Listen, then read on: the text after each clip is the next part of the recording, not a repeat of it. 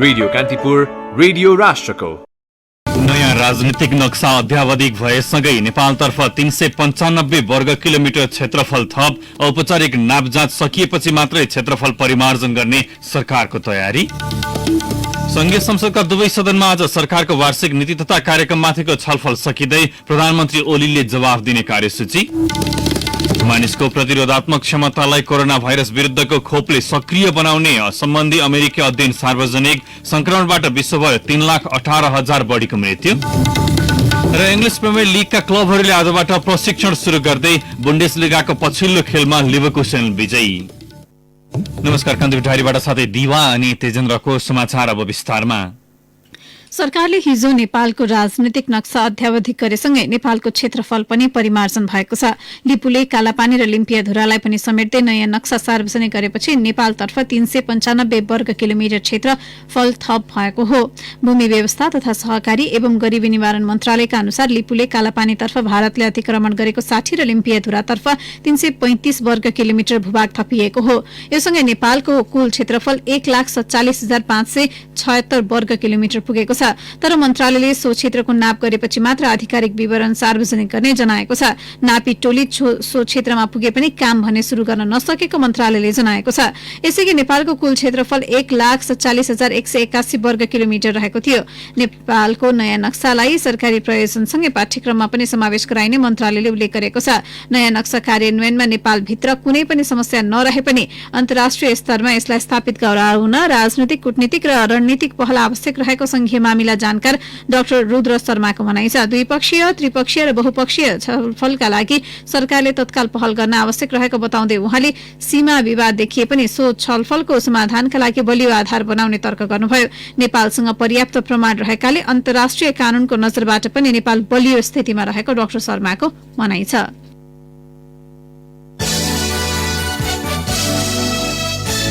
संघीय संसदका दुवै सदनमा आज सरकारको वार्षिक नीति तथा कार्यक्रममाथिको छलफल सकिँदैछ।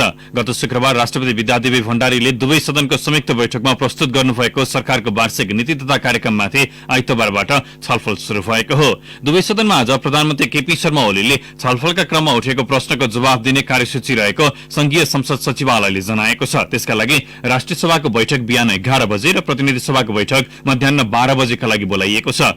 राष्ट्रिय सभामा भने केही सांसदहरूले धारणा राख्न बाँकी रहेकाले सुरुक्रम सकिएपछि मात्र प्रधानमन्त्री ओलीले जवाब दिनुहुनेछ। प्रतिनिधि सभामा भने सांसदहरूले धारणा राख्ने क्रम हिजै सकिएको थियो। प्रधानमन्त्री ओलीको जवाबपछि दुवै सदनमा नीति तथा कार्यक्रम निर्णयार्थ प्रस्तुत गर्ने तयारी सचिवालयको छ। छलफलका क्रममा सरकारको वार्षिक नीति तथा कार्यक्रमले संघीयताको उपहास गरेको, नीति तथा कार्यक्रमले कोरोना महामारीलाई सम्बोधन गर्न नसकेको भन्दै सांसदहरूले आपत्ति जनाएका थिए। नीति तथा कार्यक्रमप्रति सत्तारूढ दलकै सांसदहरूको असन्तुष्टि थियो।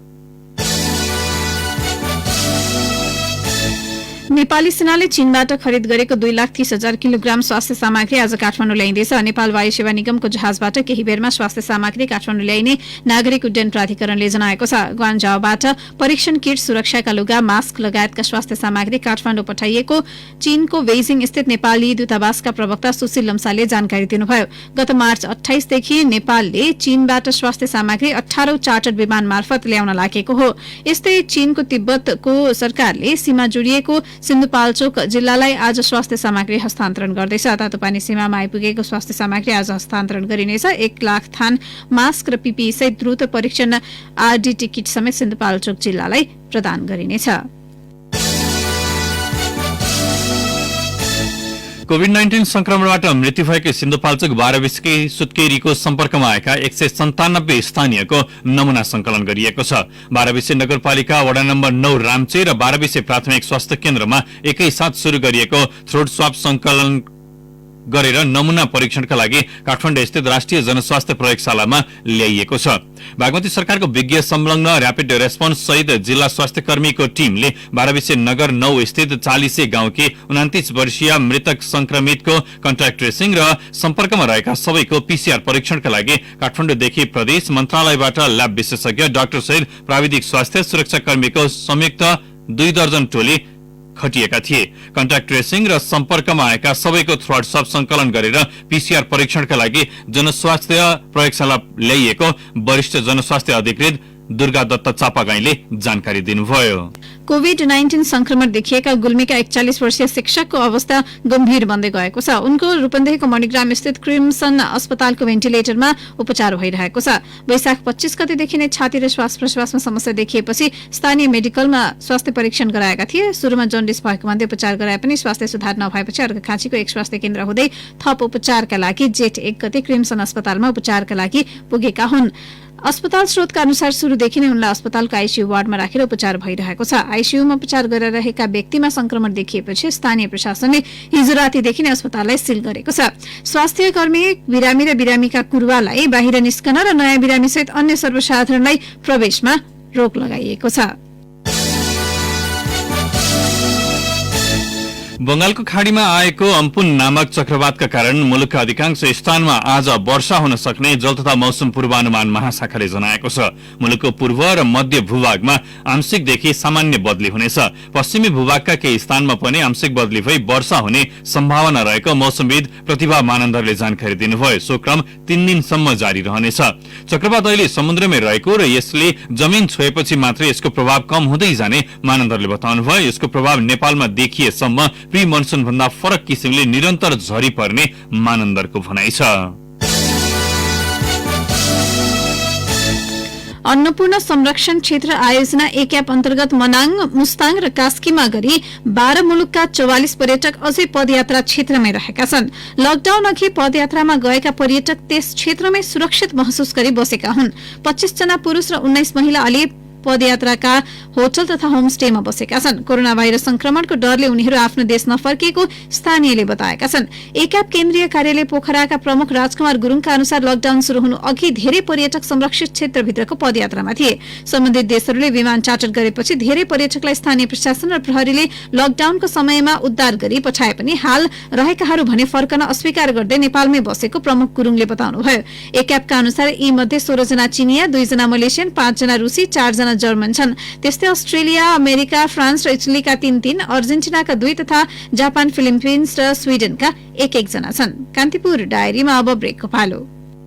अब अन्तर्राष्ट्रिय समाचार। कोरोना भाइरस विरुद्धको खोपले मानिसको प्रतिरोधात्मक क्षमतालाई भाइरस विरुद्ध अभ्यस्त बनाउने अमेरिकी खोप कम्पनीको एक अध्ययन सार्वजनिक भएको छ। सुरक्षा परीक्षणमा सहभागी 8 व्यक्तिको एन्टिबडीको अध्ययनबाट सो निष्कर्षमा पुगेको अमेरिकी खोप कम्पनी मोडेनाले जनाएको छ। मानिसको शरीरको प्रतिरोधी क्षमताले भाइरस विरुद्ध गर्ने कार्यको हाल अध्ययन भइरहेको छ। संक्रमणबाट बचाउन आगामी जुलाईमा बृहत अध्ययनको तयारी भइरहेको बीबीसीले उल्लेख गरेको छ। कोरोना भाइरस विरुद्धको खोप विकासका लागि विश्वभर 80 वटा टोलीले काम गरिरहेका छन्। अमेरिकाको मोडेना कम्पनी विश्वमा मानिसमाथि अध्ययन गर्ने पहिलो अध्ययन केन्द्र हो।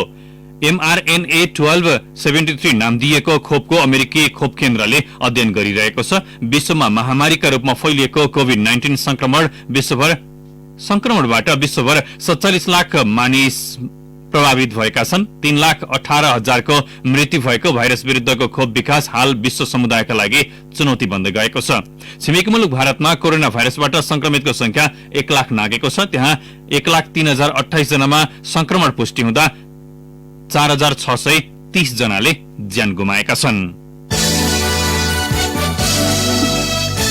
अब खेल प्रसंग। प्रिमियर लीग क्लबहरूले आजबाट प्रशिक्षण शुरू गर्ने भएका छन्। लीग सञ्चालनका विषयमा हिजो बसेको क्लबहरूको बैठकले तत्काल आन्तरिक प्रशिक्षण शुरू गर्ने निर्णय गरेको हो। पहिलो चरणमा क्लबहरूले व्यक्तिगत अभ्यास शुरू गर्नेछन्। सरकारले दिएको सुरक्षा निर्देशिका अपनाएर व्यक्तिगत प्रशिक्षण गरे क्लबहरूबीच सहमति भएको हो।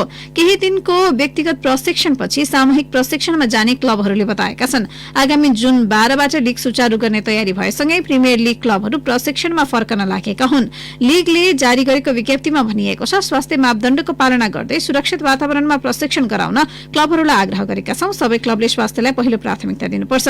जुनको दोस्रो साताबाट लीग सुचारू गर्न भन्दै स्पेनिश ला लिगा र इटालियन सेरी ए का टोलीहरू पनि आन्तरिक प्रशिक्षणमा जुटिसकेका छन्। जर्मन बुन्डेसलिगा फुटबलको पछिल्लो खेलमा वायर लेभरकुसेन विजय भएको छ। वेडर ब्रेमेनलाई 4-1 ले हराउँदै लेभरकुसेनले चौथो स्थानको आरबी लिप्जिङमाथि दबाव बढाएको छ। उसलाई सहज जित दिलाउन गइराती केही हाभर्टजले 2 तथा मिचेल विशर र किरिम डिमेरवेले 1 गोल गरेका थिए। 26 खेलबाट लेभरकुसेनको 50 र लिप्जिङको 51 अङ्क छ।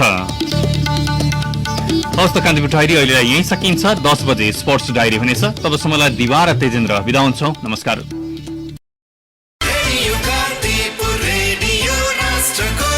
सूचना र मनोरञ्जनको संवाहक रेडियो राष्ट्रको रेडियो कान्तिपुर।